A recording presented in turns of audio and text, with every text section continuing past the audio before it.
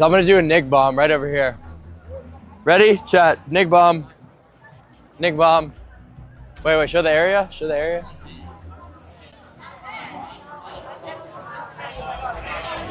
Nigga! My daughter black and my son black. He talking about black people, talking about my kids. Fuck that bitch ass nigga. Call me a nigga hoe. On my mom. Alright, bro. And that's one of the problems I have with like a Clavicular or Nick Fuentes, because it's going to become a point where you get older and you just don't want to do this shit anymore. Yeah, you want to do it in your 20s. Once you pass your 20s, you get to your 30s and you get to your 40s, you're going to be like, man, I just did that shit because I was a fucking naive, ignorant kid. And I don't know, like, I just don't think edgy content is good because you hurt people indirectly or directly. So we have Clavicular here ruin his life for content, and honestly, I don't really respect him. I don't really like him. I don't like this little, I'ma just say the N-word on stream just to be edgy. I don't know. Me personally, I can't have no sympathy for him. But let's go get straight into the video and see what's going on.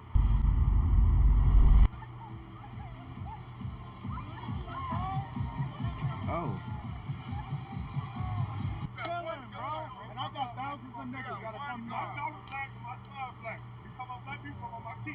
Fuck that bitch ass nigga. Call me a nigga hoe.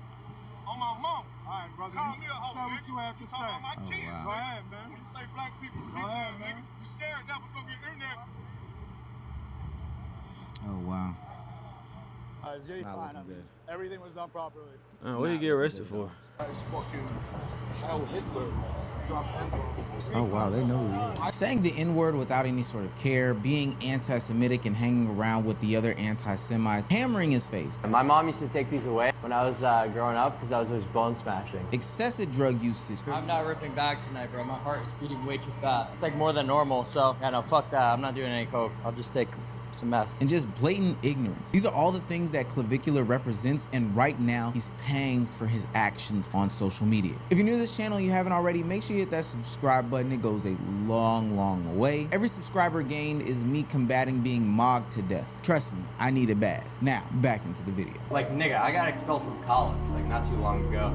I thought it was fucked. It was brutal, but like the social media has like made it possible for me to actually be myself and, you know, shoot up roids, fucking, you know, be crazy, looks max. A couple months ago on this channel, I at least attempted to, before the video got shaken up by YouTube's algorithm, talk about this trend that's been going on social media for years now. This trend where these new influencers, these new content creators come on, say the most outrageous things, do the most outrageous stunts. I could give a fuck about Palestine or Israel. Is Palestine gonna help me mog or what? You know what I'm saying? It's like, I don't think so. I don't care about anything that doesn't directly correlate with me mogging. And it's like another level of rage baiting. It's ignorant baiting. It's these stupid people who just go over the top in order to get some sort of attention. And I wanted to talk about how it ultimately backfires. But seeing Clavicular around all these other content creators and streamers in the past month or so, he's like that creature from that Alien movie where they get the worst enemy, mix it with the second worst enemy, they do some sort of creation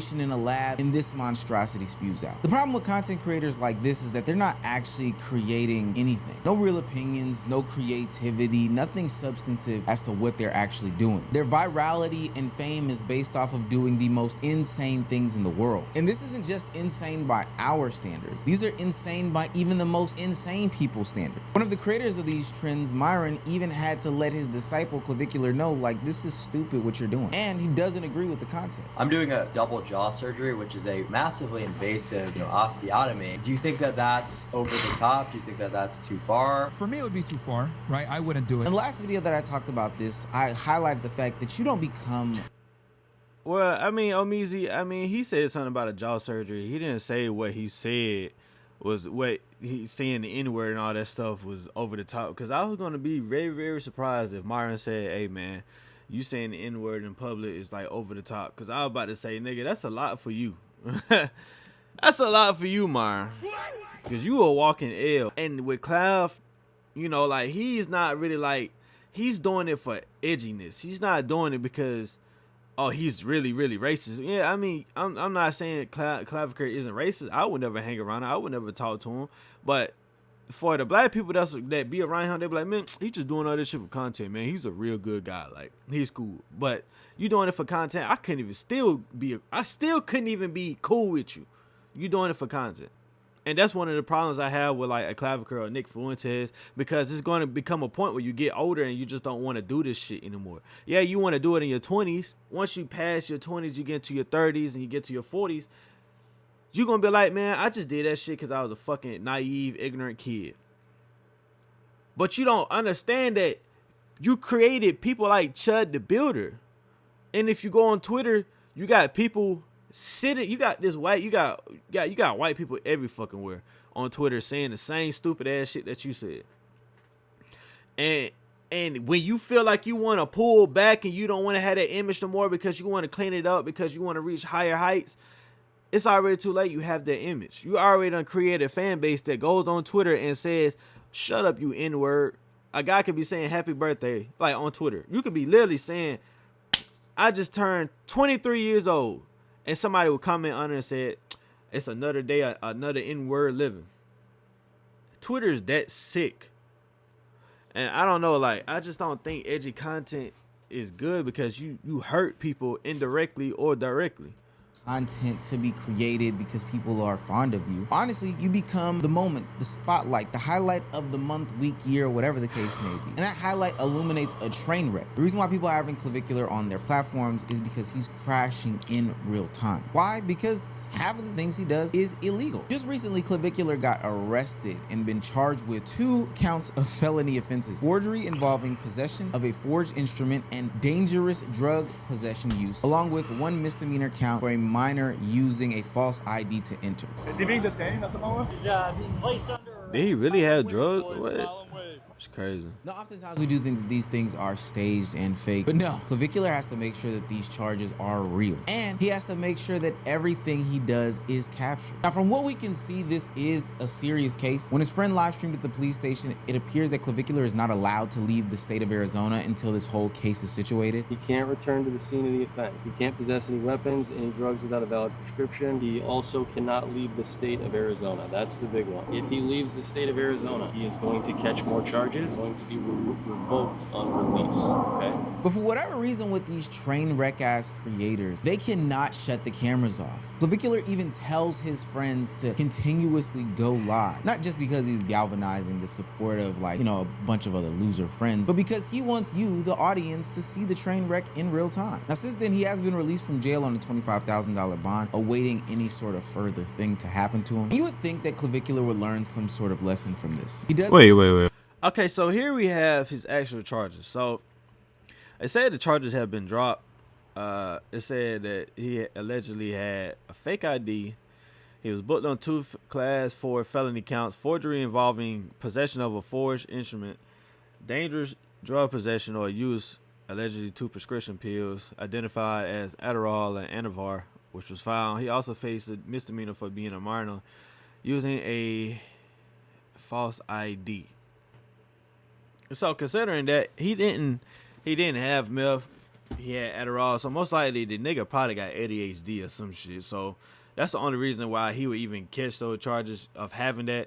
So I don't know. I mean, they dropped the charges, so it ain't really nothing else you can really say about that shit. If you would have had meth and they dropped them charges, boy, that shit would have been crazy. Sort of further thing to happen to him. And you would think that Clavicular would learn some sort of lesson from this. He does have people surrounding him with the best support that he can from a legal aspect, but they're also trying to reach him on a humanistic level. Aiden Ross apparently reached out to Clavicular saying that, you know, we're gonna get you the best lawyers and stuff like that to take care of this legal situation. But also, we don't want you to die because what you're doing is a path of self-destruction. They're trying to make an example out of him. That's why they're saying he has to go court in 2-3 weeks. So let me explain to you guys what the fuck I did. I called Clav, we're getting the best lawyers, but she's good. But Clav, I'm gonna make sure that, like, I want you to get the help you deserve. Bro, nobody deserves to die at a young age. I just care. I want him to just, you know, be in a good spot. I think it's a bad look when the other self-destructive content creators are telling you that you are being so self-destructive that they can't even attach themselves to you. Like, they're actively seeking out help for you and they're not even helping themselves. I think that's a crazy concept. So I think that everybody knows at this point that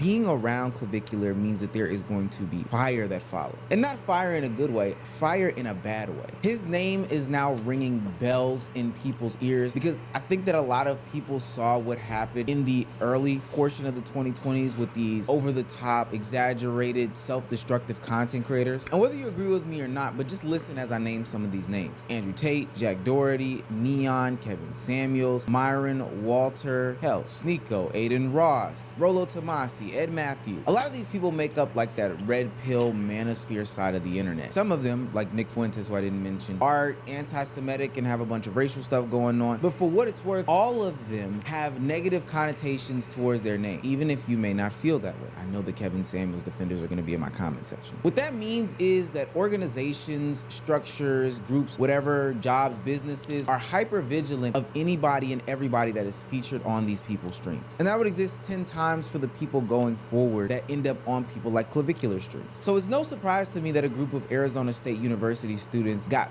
packed up from their sorority based off of being on a stream. They got dropped. Wait. Every girl that was in the video, they got dropped. Like their sorority, like the president dropped them. But the coke? And that, and they have drinks in they can't have drinks in any picture.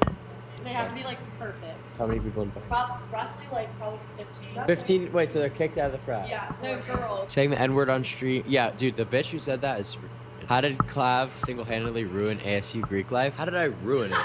It was your fault. You guys did retarded shit. You guys were holding cocaine up to a fucking live stream camera. Now, these consumers of this content have their own responsibilities as far as what they do with their actions after the fact. Like, if you listen to some red pill dating advice and then took it verbatim, like those memes where the guy is like, I'm a high value man, and you took that into real life and it did not work for you, then, you know, sucks to suck on you. Like, that's totally your fault. I have no sympathy for those young women Suck on you is crazy. On live stream, flashing bags of cocaine at the camera, and then ultimately getting banned from their sorority. I'm surprised they haven't been kicked out of fucking school. But that does not mean that the creator themselves doesn't have some sort of blame in the situation. These people consuming your content are chasing the same 15 minutes of fame that you are, and you're out here promoting degeneracy. My top drugs are meth, ketamine, Adderall, steroids, peptides. I do it all. I do it all.